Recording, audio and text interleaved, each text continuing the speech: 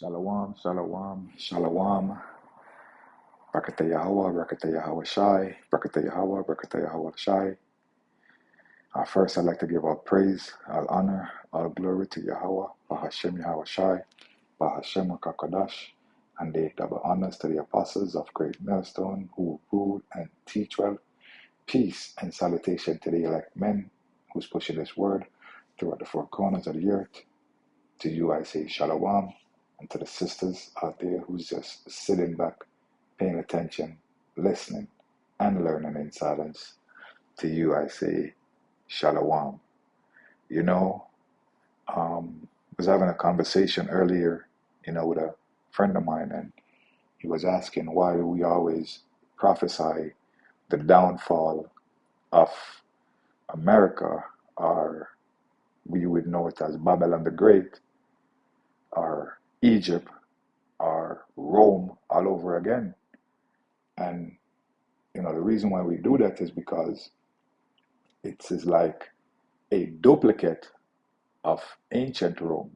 Like this Rome here, America, is actually the reincarnated Rome, ancient Rome.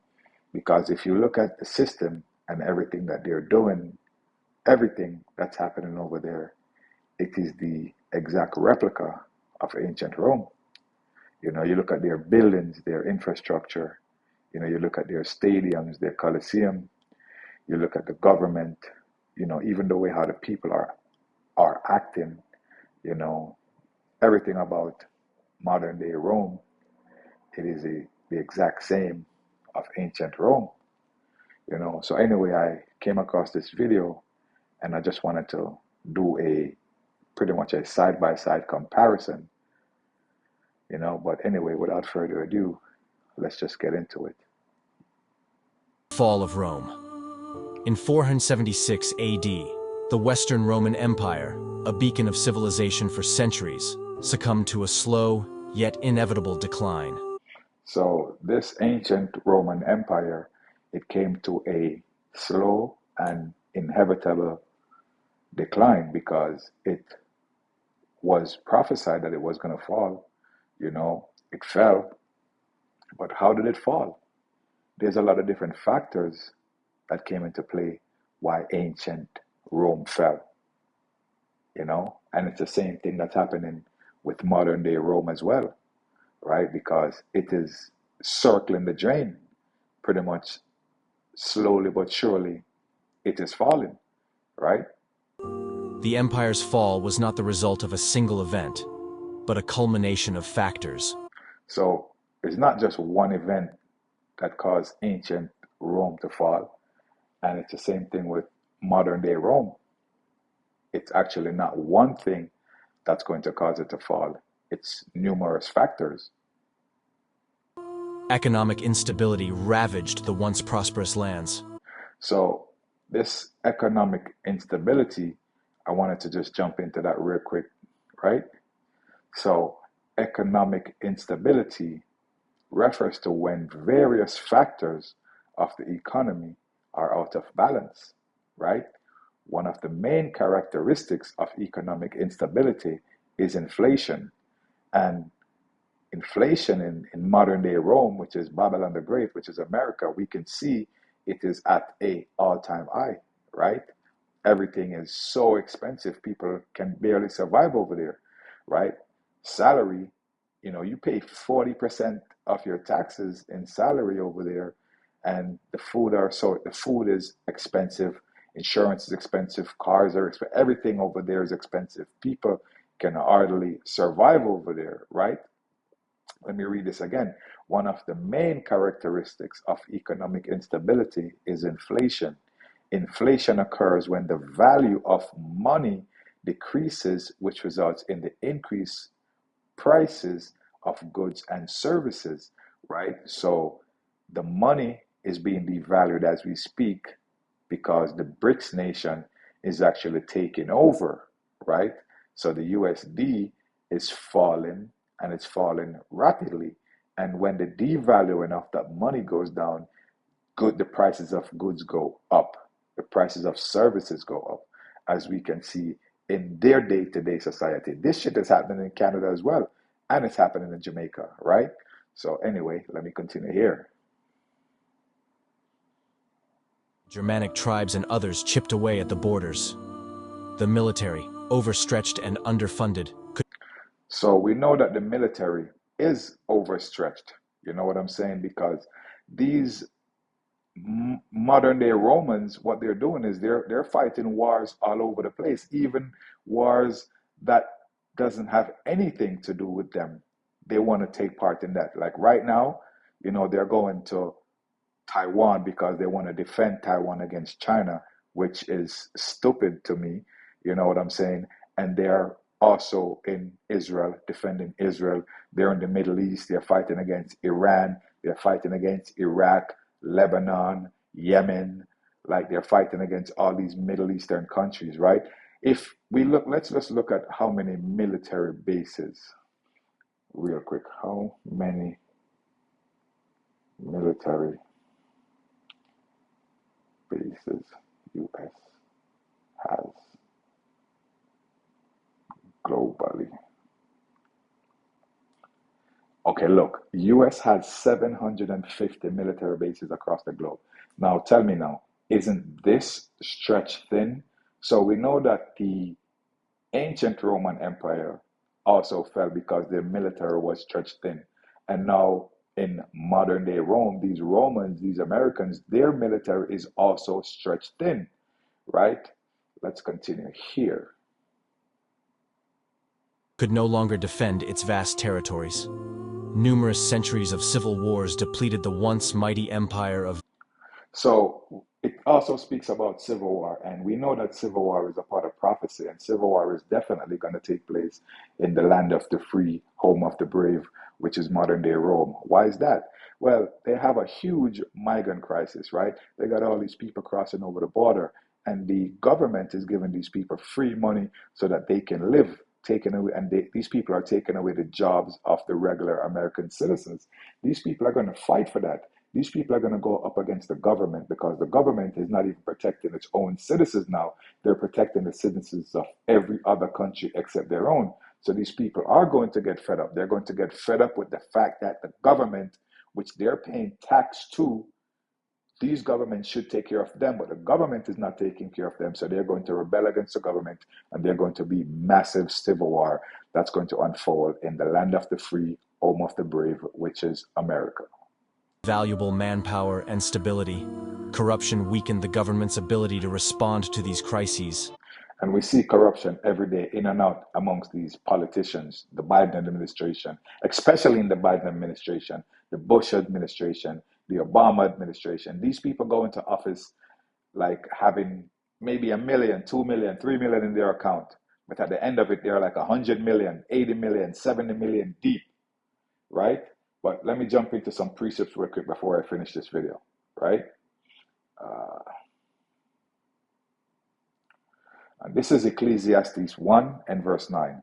It reads, "The thing that hath been, it is that which shall be, and that which is done is that which shall be done.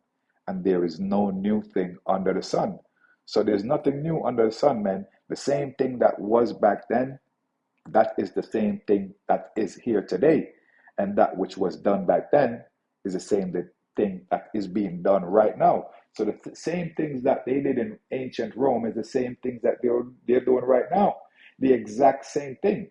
I mean, the definition of insanity is doing the same things over and over again and expecting a different result, right? If you see ancient Rome fell because of these factors, why are you repeating these same factors? Why?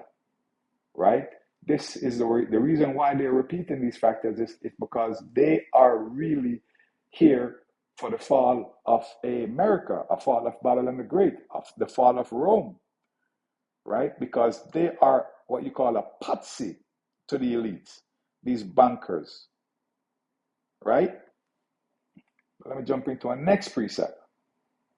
This is Romans 15 and 4. It says, "For whatsoever things were written aforetime were written for our learning, Our meaning the Israelite, because Paul was writing this letter to the Romans. It says, for whatsoever things were written of, sorry, for the Romans, for the Israelite that were in Rome, right? It reads, for whatsoever things were written aforetime were written for our learning, that we through patience and comfort of the scriptures might have hope.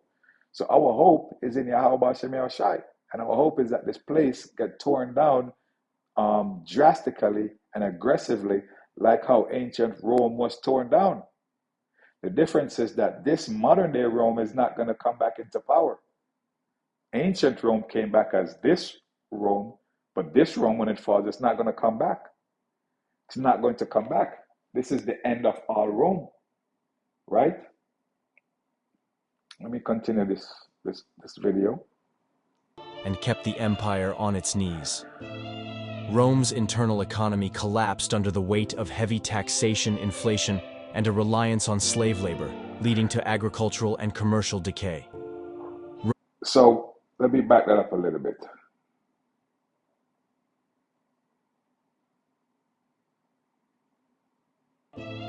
Rome's internal economy collapsed under the weight of heavy taxation, I just mentioned heavy taxation. So the people are being heavily taxed over there.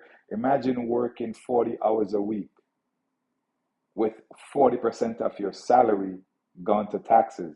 And where's your tax money going? Your tax money is going to fight these wars that has nothing to do with them. Your tax money is feeding these migrants that's running across the border. Your tax money is not being used for good use, right? And a inflation. Reliance on slave labor, leading... Slave labor. What is slave labor? Pretty much the people who are working for minimum wage, the money that they're working can't even feed them and their family. They can't get a house to rent because why? The money is not enough, right? To agricultural and commercial decay. Rome's symbolic defeats at the hands of barbarian tribes marked the crumbling of an era. Yet, the legacy of Rome's law, culture, and engineering marvels endures, laying the foundation for the modern world. And this is the reason, let me jump into this precept real quick. I think it's Revelation 9:13. Let me see if I can find that. Let me use the blue letter. Revelation 9:13, I think it is. No, it's not Revelation 9:13.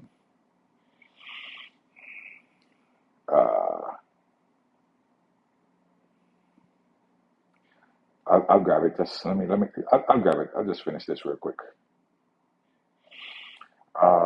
This is Obadiah 1 and 8, right? And this is going to be the end of this era, man. The end of this kingdom, this wicked kingdom, and this modern day Rome, right? It says, "Shall I not in that day, saith the Lord Yahweh, even destroy the wise men out of Edom?" And the wise men would be you rulers, the leaders, these politicians, right? Out of Edom, and Edom would be considered, America would be Edom, modern day Edom, Babylon the Great, Egypt, Rome revived, right? And understanding out of the mount of Esau. And thy mighty men, O Teman, shall be dismayed to the end, that every one of the mount of Esau may be cut off by slaughter.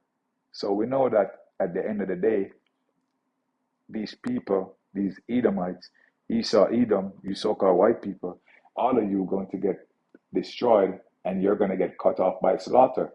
It's not going to be anything pretty for you, man, right? This is Obadiah 1:18. And the house of Jacob shall be a fire, and the house of Joseph a flame, and the house of Esau for a stubble, and they shall kindle in them and devour them, and there shall not be any remaining of the house of Esau, for the Lord Yahweh has spoken it. And like I said, the Most High is not going to go back on his word, right? The Most High is not going to go back on his word. Everything that the Most High says is going to come to pass. These are prophecies that needs to be fulfilled, And this is going to happen, right? This is Malachi 4 and 1. This is my final precept. It says, "For behold, the day cometh that shall burn as an oven, and all the proud, yea, and all that do wickedly shall be stubble. And the day that cometh shall burn them up, saith the Lord Yahweh of hosts, that it shall leave them neither root nor branch." So we know that the end of Esau Edom is near. It's very close. That's why we have patience and we're hoping, we're praying, right? And this is the end of Esau, man. Neither root nor branch will be left, right? What's going to cause that? Let me show you.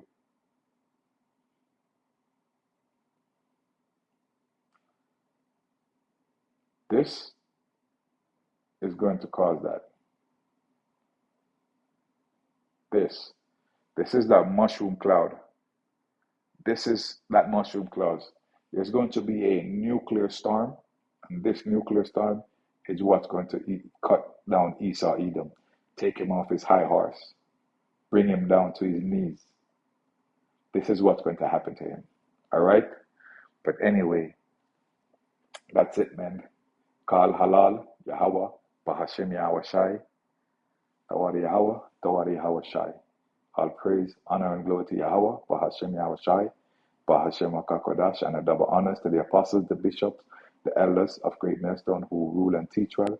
Peace and salutation to the elect men who's pushing this work toward the four corners of the earth.